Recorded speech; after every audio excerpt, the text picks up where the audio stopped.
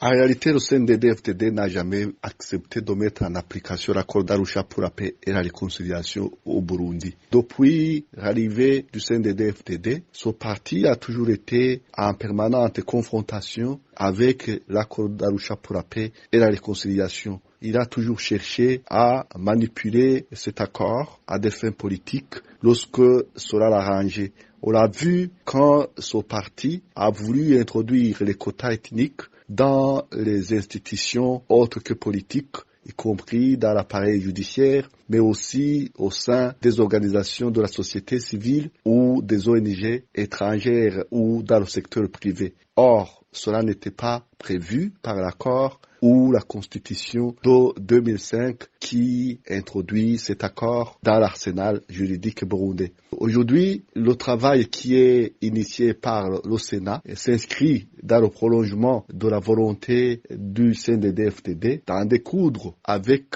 l'accord d'Arusha pour la paix et la réconciliation, comme il a fait en amendant la Constitution de 2005 et en promulguant la Constitution de 2018 qui met à l'écart l'accord d'Arusha pour la paix et la réconciliation. Aujourd'hui, les quotas ethniques qui sont prévus par l'accord d'Arusha pour la paix et la réconciliation ainsi que la Constitution de 2005 ont permis de créer une ambiance politique où chaque citoyen peut tout au moins voir sa représentation, où chaque citoyen peut se convaincre que des Burundais de toute tendance, de toute ethnie, de toutes origines sont représentés ou tout au moins n'ont pas de limitation légale ou constitutionnelle à accéder à certains postes. Ces quotas ont été initiés pour lutter contre la discrimination ethnique, régionale ou politique. Or, en raison de la crise politique qui secourt au Burundi depuis 2015, la discrimination politique,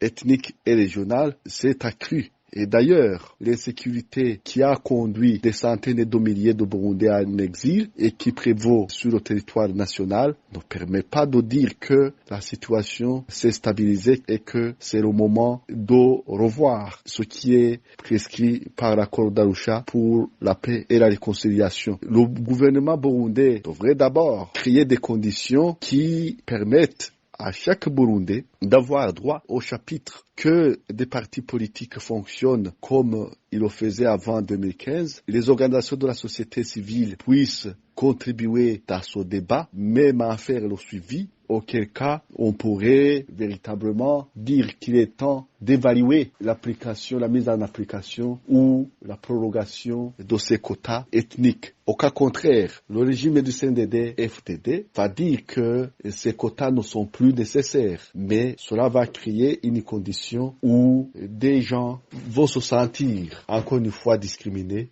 en raison de leur provenance ethnique, régionale ou politique.